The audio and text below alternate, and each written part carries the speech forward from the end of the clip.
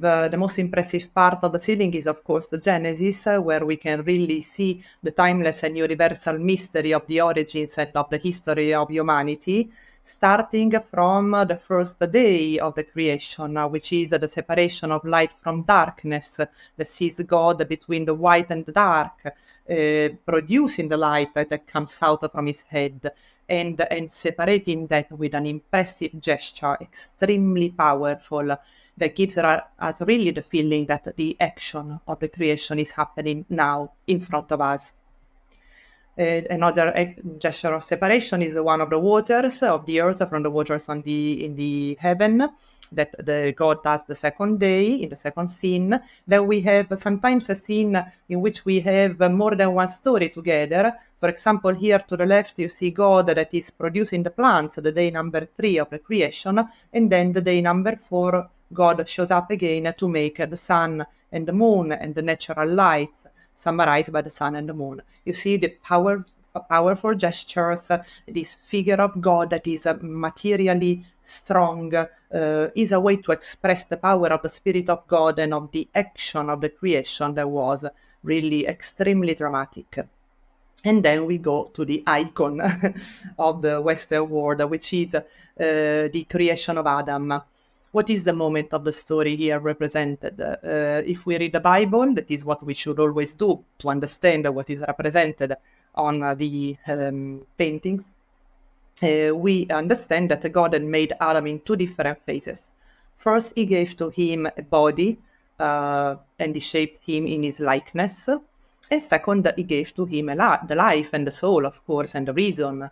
And this is the moment in which God is giving to him the life. That is also the most difficult to be represented in the art, because the life doesn't have a shape, no? It was much easier to show God shaping Adam with his hands. That is what the majority of the artists did before Michelangelo. But it was chosen another moment by Michelangelo, but especially by the Pope, because this is the moment that really makes the difference. And we see this life given through the energy that we don't see but we perceive exist, that gets out from the figure of God, that, as you can see, is flying toward Adam, that we suppose was laying down without life yet, is always activating him. And this energy, even if it doesn't touch Adam, but it works like a positive and negative pole. So not only he activates Adam, but he also attracts Adam toward his own direction, so that while God is moving from the right toward the left, Adam rising up is going toward God. The 2 fingers do not touch each other, but the 2 look into each other's eyes. And there is a very harmonious relationship between the 2, given also, underscored also by the very beautiful shape of Adam. It's clear that Michelangelo here didn't use only the model of a true body, because this body is too perfect to be true. and the choice that Michelangelo made to represent him not as a true body but as a perfect, purified body is because he had to translate into an image the phrase "in the likeness of God." If God has shaped Adam in his own likeness, clearly he hadn't shaped him as an ugly figure, no? So at this point, the beauty of the body of Adam has to be a reflection of God. And what was the model of perfect beauty for the human shapes that Michelangelo had in front of his eyes? The ancient art. So the main model in reality of Adam's figure is not a real body, but bodies of sculptures like this one that Michelangelo had surely seen in Rome, as it was already under his eyes, in front of his eyes in the city in his time, plus also others that are similar, that you could see in the Vatican collections, that are representing gods. This is the representation of the river god Tiber, whose body is perfectly young as the body of all of the ancient gods, even if the head a little bit older, and perfectly proportioned. Are the proportions that make the difference between these bodies and the perfect bodies. And these bodies were the consequence of a long research that the Greeks and the Romans had done, mainly the Greeks, to shape what was for them perfect, which is their divinities. The David is a figure that in some ways Michelangelo had already revived that body perfection expression also of an inner perfection, and the face of Adam is not so different in reality from the face of David, perfect also that one. The creation of Eve follows the same principle of the creation of Adam, because she's getting out from the side of Adam and she's going toward God. The gesture that God is doing is a gesture of a sort of invitation, encouraging her to come out.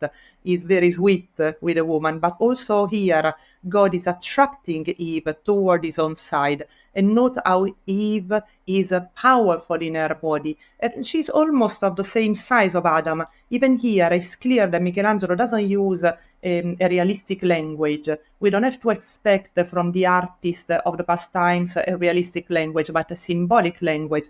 And the proof of what I'm saying is in the next picture, that is really a key for understanding Michelangelo through Michelangelo. And why? Because here we have the original sin and the banishment of the two from the Garden of Eden.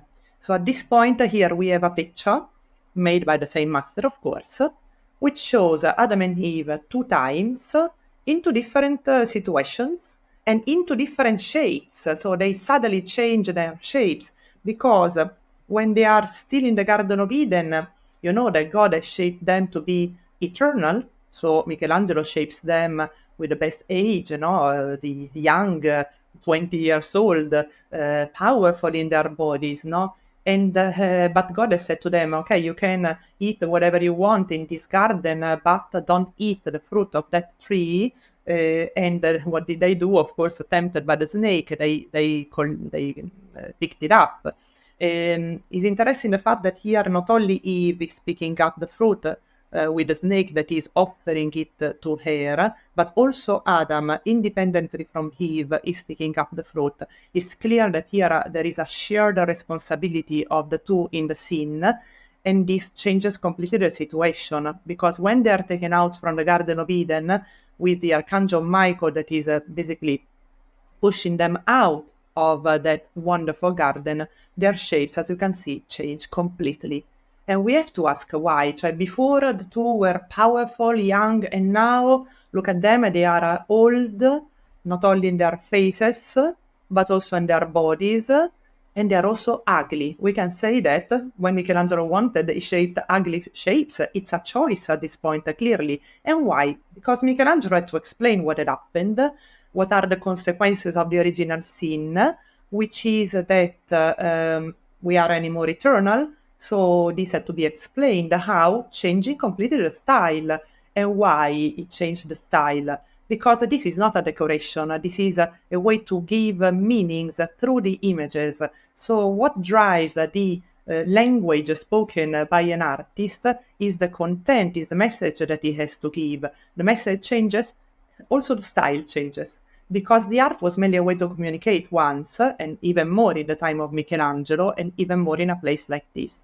So Adam and Eve are now ugly because the ugliness is the opposite of the beauty. At this point, the way in which they are now explains the way in which they were before. So we understand why Michelangelo exaggerates in the powerful, muscular figures, because it's symbolic. It's a way to show how powerful life God had given to them. So it's a symbolic language, but we understand because it's the same Michelangelo that explains it to us, giving us the key, the tools for understanding his project. Flood, the last 3 stories of the Genesis are about Noah. So we have here the Ark of Noah with the flood, the people that try to get into the Ark. And then we have the sacrifice made by Noah and his sons to celebrate a new covenant with God. And then the last picture is the drunkenness of Noah, who had been the first wine producer. And of course, he didn't know what were the consequences of people who had too much wine. He experienced them as for the first time. And these sons here are covering him because he started to sleep nude.